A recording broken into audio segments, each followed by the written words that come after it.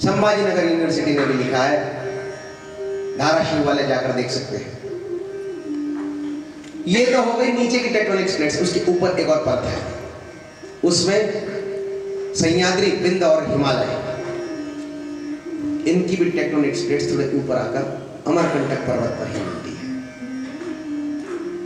तेरी भगवान भोलेनाथ ने 3 पर्वत यहां पर रोप दिए। इसका मतलब रोप दिए, विज्ञान भी उसको नकार नहीं सकता। अरे ये भूमि है जहां पर आल्प्स भी आता है, हिमालय भी आता है, ग्रेट डिवाइडिंग रेंज भी आती है, सह्याद्री भी आता है, विंध्य भी आता है, मंदराचल भी आता है, हिमालय भी आता है। इसलिए अमराणाम कंटकम गम्यति यत्र स अमरकंटकम्। गोपाल कृष्ण भगवान की जय। और 3 पर्वत जिसे आजकल हम Alps, Himalaya, great dividing ranges कहते हैं या फिर सह्याद्री, विंध्य, हिमालय कहते हैं, वो 3 पर्वत पुरातन काल में कहलाते थे मैकल, ऋक्षवान और पर्यंक। तो मैकल पर्वत पर भगवान मैया का अवतरण हुआ, पर्यंक और ऋक्षवान से निकले सतपुड़ा और विंध्याचल। और फिर आगे बढ़ते गए, मैया के समानांतर चलते गए, पैरेलल कहां तक? गरुड़ेश्वर तक। दक्षिण का तट संभाला सतपुड़ा ने, उत्तर का तट संभाला विंध्याचल ने। मैकल पर्वत पर मैया प्रकट हुई, इसलिए मैया मैकल की कन्या भी कहलाई। और मैकल की राजकुमारी, मैकल पर्वत राज की कन्या राजकुमारी मैया कहलाई। और मैकल पर्वत राज ने घोषणा कर दी कि जो भी गुलबकावली का पौधा लेकर आएगा उसके साथ मेरी कन्या का विवाह मैं करूंगा। गुलबकावली ये उर्दू शब्द है, पुराणों में से बग पुष्प कहा गया है। गुलबकावली का पौधा सिर्फ अमरकंटक पर ही मिलता है, और अमरकंटक में मिलने के साथ ही गुलबकावली का अप्रैल महीने में अभी आएंगे एक पुष्प, सफेद पुष्प, बिल्कुल चंपा जैसा छोटा होता है, उसका अर्क नेत्रों में डाल लो, 6 महीने तक सुबह शाम 2-2 बूंद डाल लो, चश्मा गायब। नेत्र के अनेक रोग गुलबकावली के अर्क से गायब। वो गुलबकावली का दिव्य पुष्प बुलवाया मैकल पर्वतराज ने। शायद मैकल पर्वतराज की ये धारणा रही होगी कि गुलबकावली का पुष्प यदि आएगा, उसका जब अर्क जब अपने नेत्रों में से पत्थर डालेंगे, उनकी नेत्र ज्योति विकसित हो जाएगी और उसी के बाद नर्मदा मैया का दिव्य रूप हम देख पाएंगे। क्योंकि नर्मदा मैया का दिव्य स्वरूप देखना हर किसी के बस का काम नहीं है। उसे देखना है तो दिव्य नेत्रों से देखना पड़ता है। इसीलिए अमरकंटक में सबसे पहले गुलबकावली का अर्क नेत्रों में डालो, अपने नेत्र की ज्योति बढ़ा लो, उसके बाद तुम्हें नर्मदा मैया का दिव्य स्वरूप दिखेगा। इसीलिए मैकल पर्वतराज ने गुलबकावली का पुष्प बुलवाया, बक पुष्प यहाँ पर बुलवाया। सोनभद्र महाराज वो पौधा लेकर आए और मैया का विवाह उनके साथ में निश्चित हो गया। और फिर बारात लेकर आए सोनभद्र महाराज, और जहां पर बारात उनकी, उसे आज भी बाराती मोहल्ला कहते हैं। बाराती मोहल्ला कहते हैं। सोनभद्र महाराज बारात लेकर आ गए,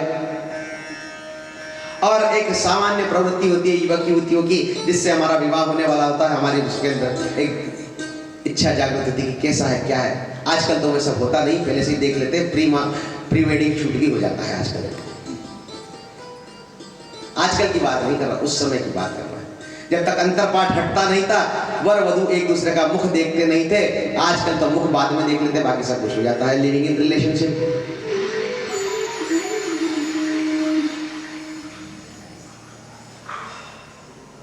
और वो ना भी करे तो प्री वेडिंग शूट। परंतु तब ऐसा नहीं होता था, और इसलिए हमारे रिश्तों की पवित्रता कायम रहती थी। परंतु एक उत्सुकता तो रहती थी कि हमारा भावी होने वाला जो हमारा जीवन साथी वो कैसा है। तो नर्मदा जी ने एक पत्र लिखा, जिस प्रकार रुक्मिणी ने भगवान श्री कृष्ण को पाती लिखी थी, उसी प्रकार की एक पाती नर्मदा जी ने लिखी और अपनी सहेली को बुलाया, नाम उसका जोहिला। जोहिले इधर आओ, हमारा पत्र सोनभद्र महाराज को देकर आओ। कम से कम हम दर्शन तो नहीं कर पाते, परंतु पत्र के माध्यम से हम हमारी भावना को वो कर सके। जोहिला बोली, तुम तो ठहरी राजकुमारी, तुम्हारे पास सुंदर सुंदर वस्त्र हैं, अच्छे अच्छे आभूषण हैं, मैं तो तुम्हारी दासी हूँ, अच्छे वस्त्र भी नहीं, इतने बड़े महाराज के पास यदि मैं जाऊंगी तो क्या ऐसे जाऊंगी? अरे ये दरवाजा खुला है, मेरे वस्त्र ले लो, मेरे आभूषण पहन लो। आभूषण पहने, वस्त्र पहने, जोहिला भी बिल्कुल एकदम सुंदर सी हो गई। और जब सोनभद्र महाराज से मिलने के लिए जोहिला गई, थोड़ा थोड़ा सा अंधेरा रहा होगा, सोनभद्र ने छम छम छम छम करते हुए जब जोहिला गई तो वो भी रूपवान थी, और अचानक पूछ लिया, कौन नर्मदा आई है क्या? उन्हें भी इच्छा थी, उन्हें ऐसा लगा कि नर्मदा आई, और जैसे ही सुना, अरे ये तो कंफ्यूज आदमी है, और देखा कि धन भी बहुत है, बल भी बहुत है, ऐश्वर्य भी बहुत है, तो कपट आ गया जोहिला के मन में के, और कह दिया कि हाँ मैं नर्मदा हूं। और जब नर्मदा कह दिया तो सोनभद्र महाराज भी खुश हो गए, विवाह से पहले ही वधू से मिलन हो गया। हाथों में हाथ डालकर घूमने लगे, पेड़ों के आसपास घूमने लगे। नैन मिले चैन कहाँ, दिल है वहीं तू है जहां, घूमने लग गए। इस अमरकंटक के वन पर्वत क्षेत्र में काफी देर तक जब जोहिला नहीं आई तो नर्मदा मैया के मन में फुटका हुआ। संतरियों को मंत्रियों को भेजा कि जाओ देखो जोहिला कहाँ है। तो संतरी मंत्रियों ने आकर बताया, नर्मदा जी वहां तो अलग ही खिचड़ी पक रही है।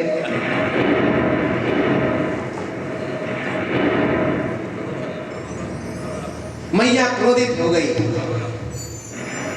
और कह दिया कि सोनभद्र से विवाह मुझे नहीं करना। रिश्ता नकार दिया। और सोनभद्र महाराज को भी जब मालूम हुआ तो बड़े दुखी हुए, ये क्या गलती कर बैठा, समझ नहीं पाया, देख नहीं पाया, धोखा मेरे साथ भी हुआ। द्रवित हो गए महाराज सोनभद्र, और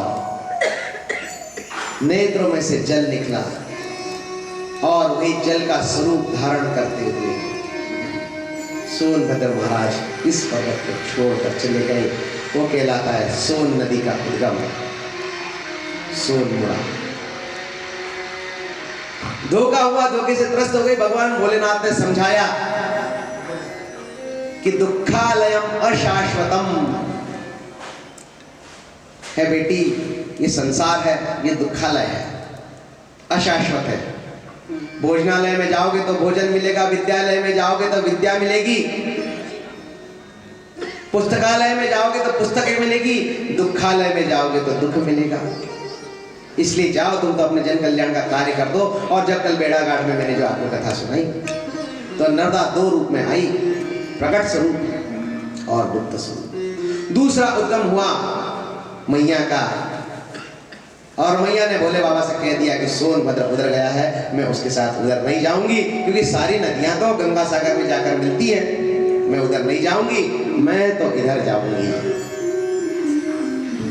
मैया ने अपना मार्ग, विपरीत मार्ग पर चली गई मैया, इसलिए मैया का एक नाम हो गया विदिशा, विरुद्ध दिशा में जाने वाली विदिशा। सारी जो महानदियां हैं बे ऑफ बंगाल में जाकर मिलती है, परंतु एकमात्र मातेश्वरी नर्मदा मैया अरेबियन सी, खंबाती खाड़ी, रत्न सागर, भरूच में जाकर मिलती है।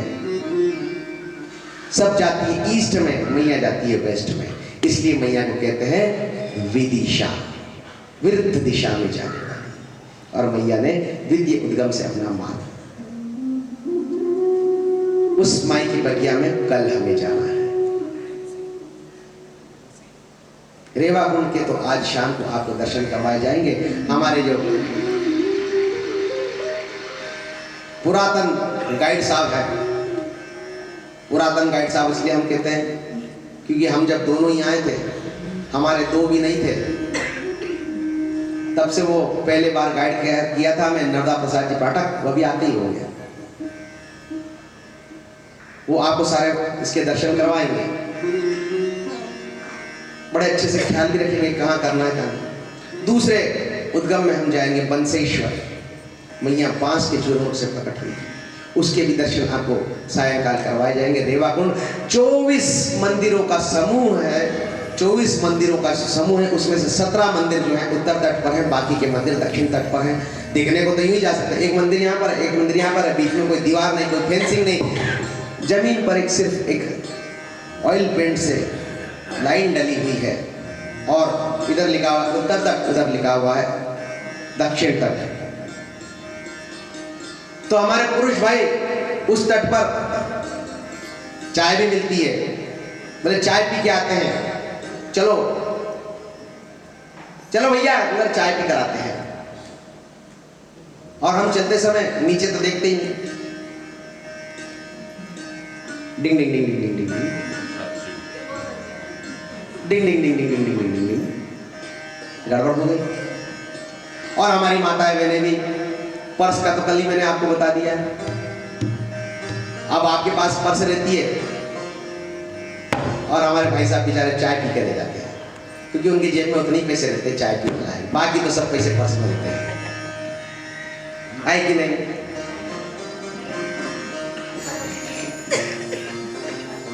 बस चाय पीने के पूरे पैसे रहते हैं, बाकी तो सिर्फ पर्स में रहते हैं।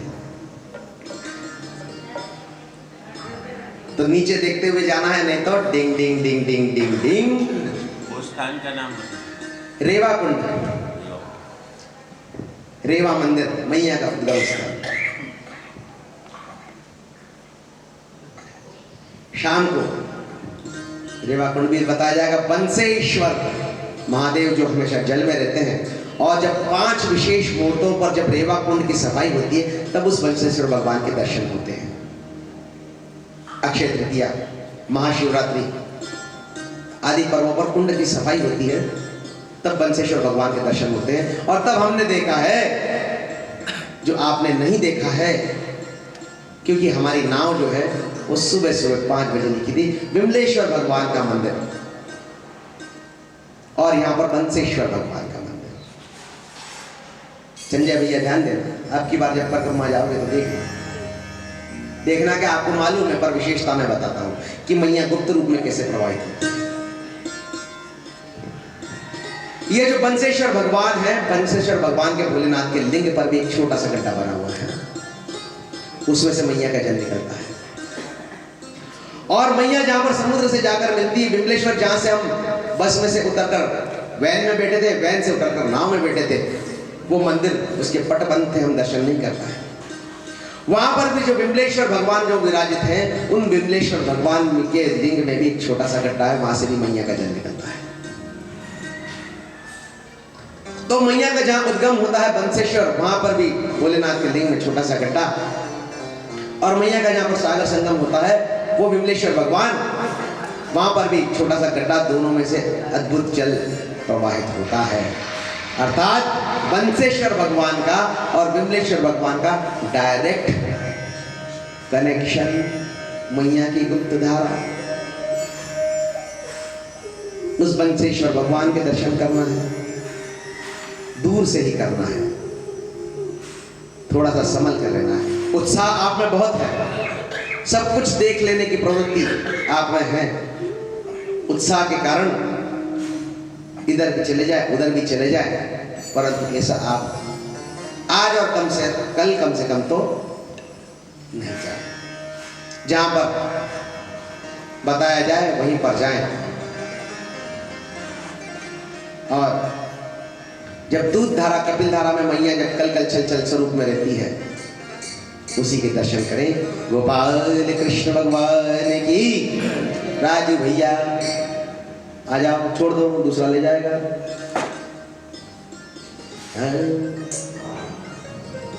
गोपाल कृष्ण भगवान की जय हो।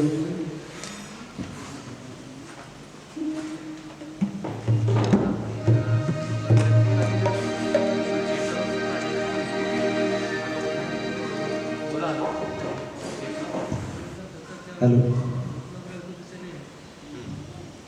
हेलो हेलो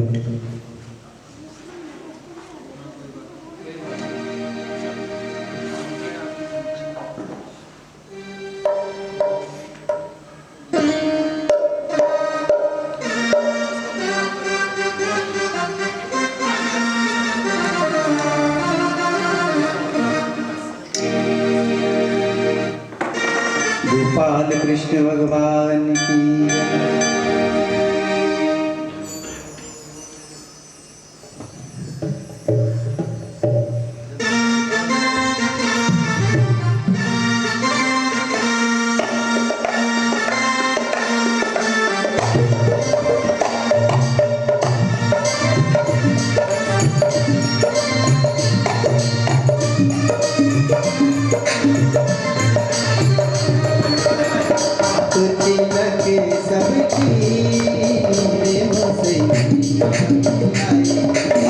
छाप तिलक सब छीन मोसे नैना मिलाएंगे।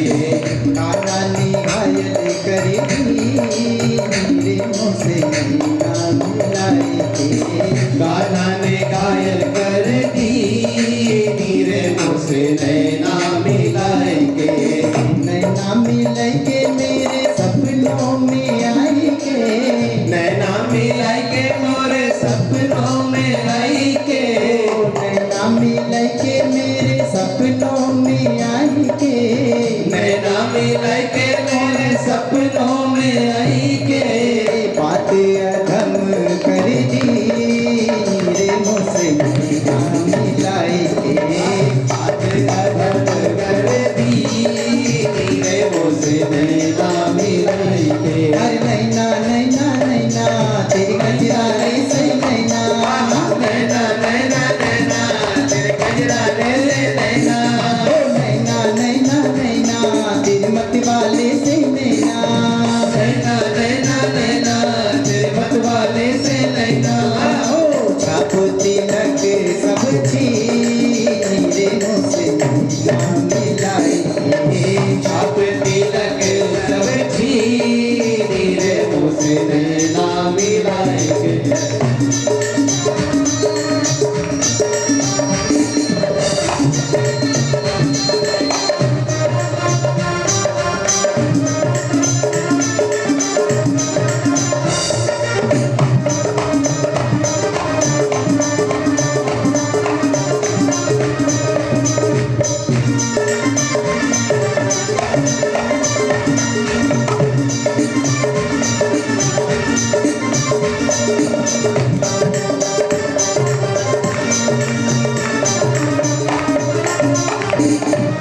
मेरी सखी मैं तुझसे कहूँ क्या।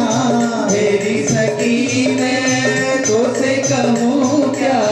मेरी सखी मैं तुझसे कहूँ क्या। मेरी सखी मैं तो से कहूँ क्या। मैं जो गई थी पनिया भरने को। मैं जो गई थी पनिया भरने को। छीन झपट मोरी मटकी मटकी छीन झपट मोरी मटकी मटकी। छीन झपट मेरी मटकी मटकी छीन झपट मोरी मटकी मटकी। नैना मिलाएंगे। छाप तिलक सब छीन रे मोसे नैना मिलाएंगे।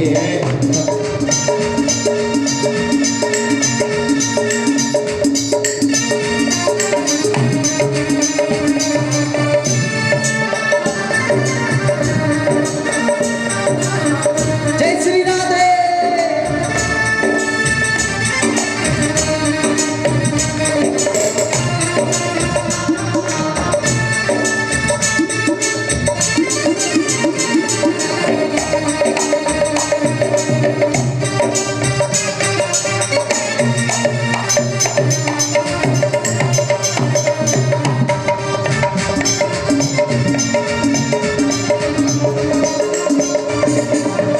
बलि बलि जाऊं मैं तोरी रंग रजवा।